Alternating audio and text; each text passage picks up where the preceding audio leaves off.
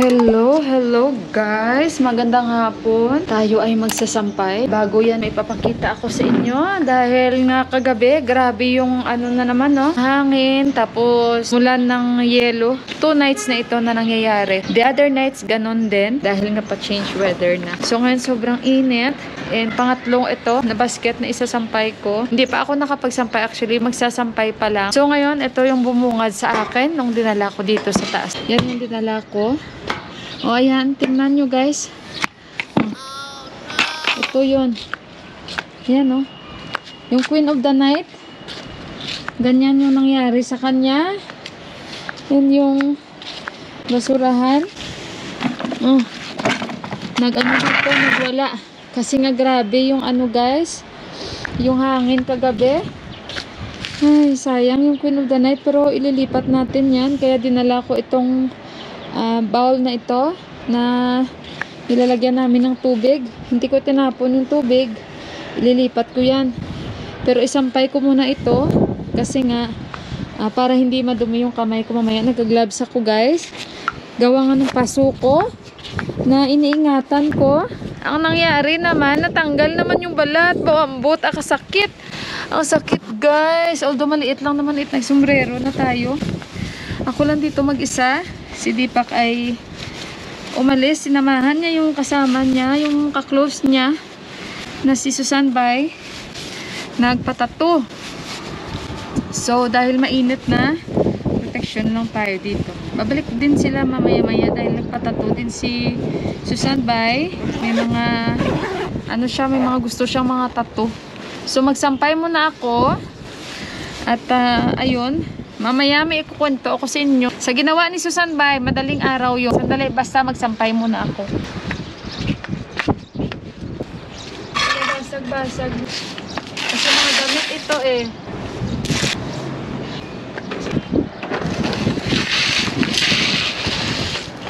Kamay ko, nabasa nila yung sombrero ko. Ay, nabasa.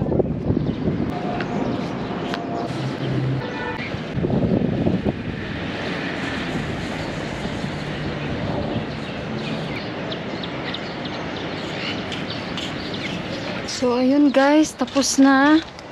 Hindi pa pala tapos, meron pa natira doon. Pero mamaya-maya pa yun sa washing machine. Hala ay, ilipat ko muna ito. Yung Queen of the Night natin. Ilipat ko muna ito. Alam nyo ba guys, ang pinaproblema ko pa, kung magtaghigad na kasi spring ngayon, di ba? So, usually, meron na talaga mga higad-higad. Alam, may kamatis kami, oh. Ayan. Pag winter talaga, and after winter, kawawa talaga ba guys yung mga tanim kasi nagda-dry talaga sila. So nalilipat muna natin. Ito si Susan Bay, may ginawa siya. Tumawag actually siya mga 1 o'clock in the morning. At alam, bigat nito guys kasi malaki itong Queen of the Night eh. Wala si Deepak. Actually yung ginawa ni Susan Bay, tumawag siya dahil sabi niya na ano daw, I got arrested daw. Oh, Diyos ko, pati ako nagising din ako. Kasi katabi kami ni Deepak, di ba? Kawawa itong Queen of the Night. Wow. Sandali, dito ko muna for time being yung mga nasira. Kasi bibili kami ng pot. So, ayun na nga, tumawag siya 1:30. Oh, Diyos ko, guys, pati ako nagising ako sa ginawa niya. Sabi ni Deepak, yes bro, yes bye, parang ganun kasi ka-close yan sila ni Deepak, di ba? So ngayon, sabi niya nandito ako sa ano, sa station daw. I got arrested. Sabi naman ni Deepak, kasi gising pa si Deepak. Ako nagising talaga ako kasi katabi kami ni Deepak dahil parang yung boses ni Deepak na iba. So nagising ako kasi medyo tumaas yung boses ni Deepak. Parang na-surprise siya, bakit nandyan ka? Sabi niya, I got arrested daw. Oh, Diyos ko, nasusambay na arrested daw siya. Ngayon, sabi ni Deepak, bakit ka arrested? Anong ginawa mo? Sabi ni Deepak ba? Ngayon, sabi niya, kausapin mo na lang ito. Nung may binigay siyang tao na kinausap ni Deepak, sabi ni Deepak, oh yes sir, ganun si Deepak. Tapos siguro baka hindi na nila mapigilan. Ayun, nagtawanan na sila. Inano niya pala si Deepak guys, ay yung April Fools, kasi nga April 1 today, diba? So, sabi ko, hindi na si Deepak ang na-post niya. Pati kaming dalawa niyo kasi yun, nagising. Oh my God. So, bili kami ng pot. Dito ko muna yung ilagay. Grabe yung hangin pag ganito. Laban ko muna yung sombrero kung hindi natin maiwasan yan. Talagang nandyan siya galing, tapos bumagsak siya dito. Ang init guys, baba tayo. Tsaka, to guys, laban ko muna tong sombrero. Tsaka si Prasanbay naman, nag-PM sa akin. Umagang-umaga, sabi niya, Ate Mila, sabi niya, nandito na ako sa area niyo. Pwede ka bang lumabas? Sabi niya sa akin. Teka lang guys, kasi sobrang lapit niya sa akin. Sabi niya, pwede ka bang lumabas? Ngayon, palapit na ako sa bahay niyo. Tapos may maya-maya sabi niya, Ate Mila, nandito na ako sa baba. Buksan mo yung pintuan. Hindi niya alam, halata ko na siya. Kasi sabi ko, alam ko wala ka dito, wag mo na akong biruin ha. Sabi ko, April Fools today. Sabi niya, paano mo nalaman? Sabi ko, paano ko nalaman? Sabi ko, kasi si Susan ba, ang aga niya nag-April Fools sa amin dito. Sabi niya, oh my God. Tapos si Deepak, guys, nabiktima niya rin ako. Kasi nagising ako kanina, mga 1:30. Ngayon, ako naman, hindi ako nag-check ng ng relo. Dahil nga is, nagising ako dahil gawa nga ng calls, di ba? Hindi ako nag-check ng oras o ng mobile ko. Diretso ako nagsabi ko, Deepak, anong oras na? Sabi niya, 5:00 na daw. Ako naman, guys, naniwala ako na 5:00 na nga. So, feeling ko, lang, haba na ng tulog ko. Kasi nga, kagabi, napagod ako, di ba? Naggala-gala tayo. So, medyo napagod ako. Hindi na nga ako nagluto. Nag-order na lang kami, guys. After, no, talagang sabi ko, umaga na pala at ang saya ko dahil sabi ko, ang haba na pala ng tulog ko. Hindi ko pala, guys, namalayan. Nung maya-maya konti, kinuha ko yung mobile ko. Oh, relax na relax pa ako. Pagtingin ko, guys, ang oras, 1:30 pa lang. Kung sabi ko, ikaw ha, biktima mo naman ako ha. Nagbiktimahan tayo dito. Tawa na lang si Deepak. Ambot na April Fools na ito ha. Si Johan guys, nagre-request pa siya sa akin. Mama, sabi niya, can you make bread? Sabi niya ganun. Kasi nga dadalhin niya bukas sa eskwelahan nila. Gawa nga guys ng finals na nila, no? And bukas na yung last day.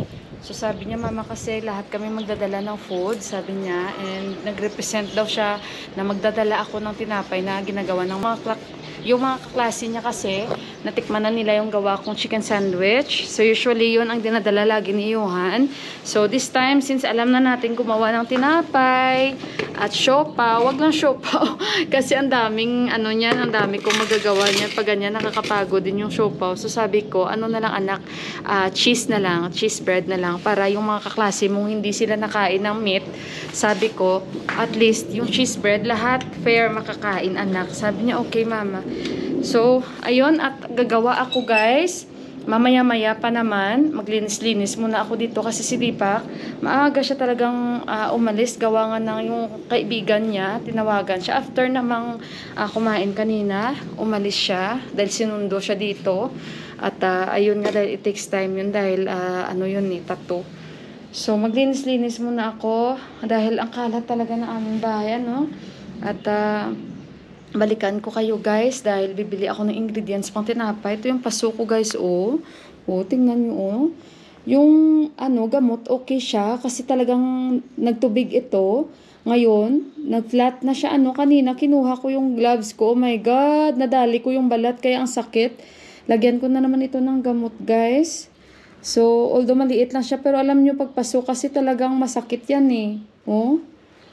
Guys, katapos ko lang maligo, tumawag si Deepak dahil andito na yung order ko guys. Actually, sasabihin ko sa inyo, itong order ko na ito yung pinakamali ko guys. That is why, think before you click talaga guys. Andito na. Sandali ko na guys, kuhanin na. Saan na siya?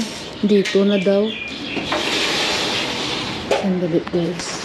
Kaya think before you click talaga. Wala man. Ito guys ang order ko guys. Talagang nagkamali ako sa order na ito. Ewan ko ba. Parang na-hypnotize ata ako sa pagkita ko sa item. Kinlik ko lang siya. Yung daras guys. Sandali guys ha. Yan yung order ko guys na pagsisihan ko talaga guys. Patong ko muna kayo dyan. Nandyan na siya guys. Sandali. Siya din nag-deliver sa akin nung isang araw. You're the one who deliver me also. Yun ang What's your channel name? Filipina Inipal. Okay, I'll pass that. Okay, thank you. Guys, what you delivered last time to me? The apple cider vinegar. Binigyan ko rin siya ng extra na aray ko. Okay. Thank you.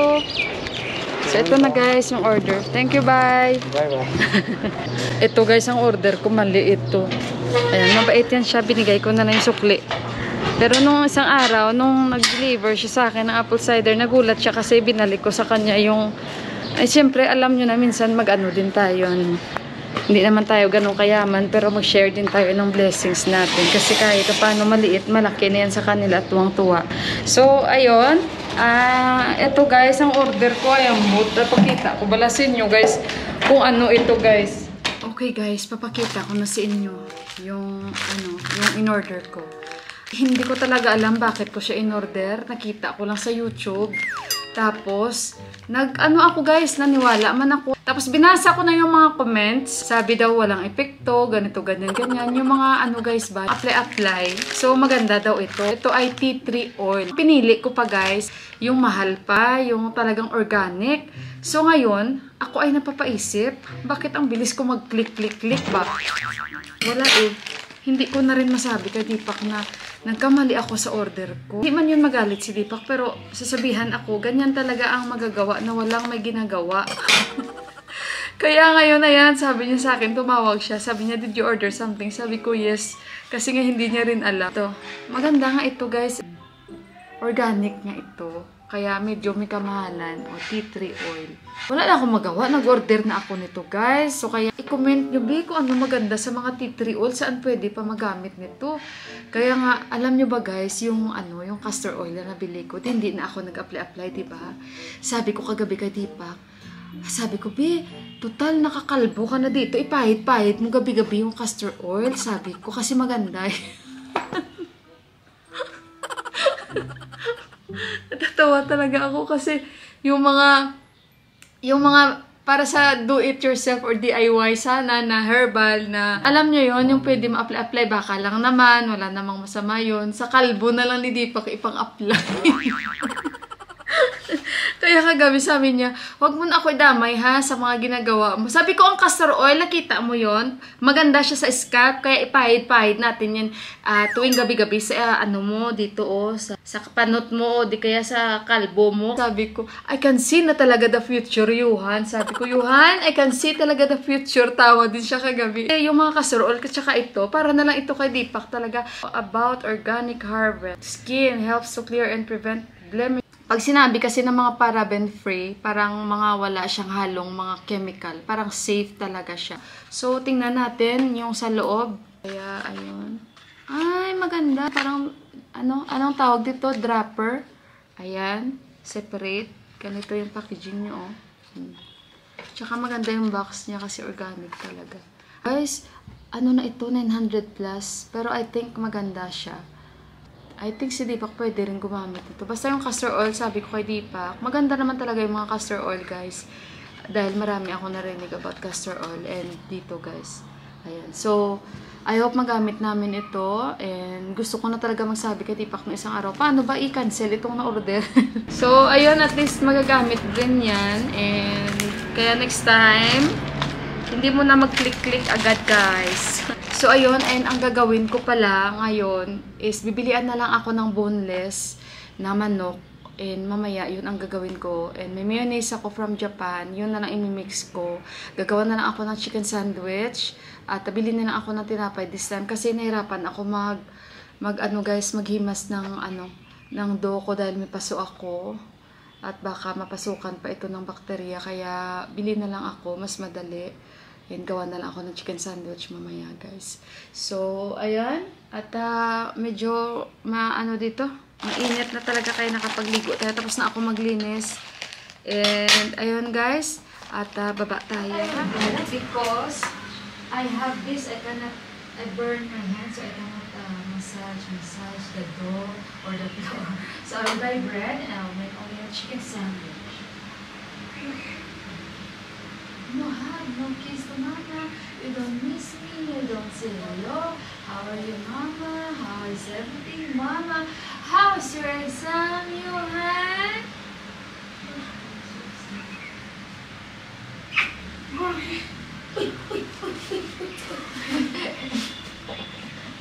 Guys, ang anak ko guys, tomorrow is their last day.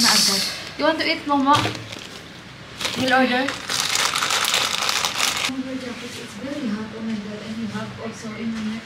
Wash your hands. I will order for you, Momo. Go for the Momo. And box. Guys, mag-order lang ako muna kayuhan ha ng kanyang snacks.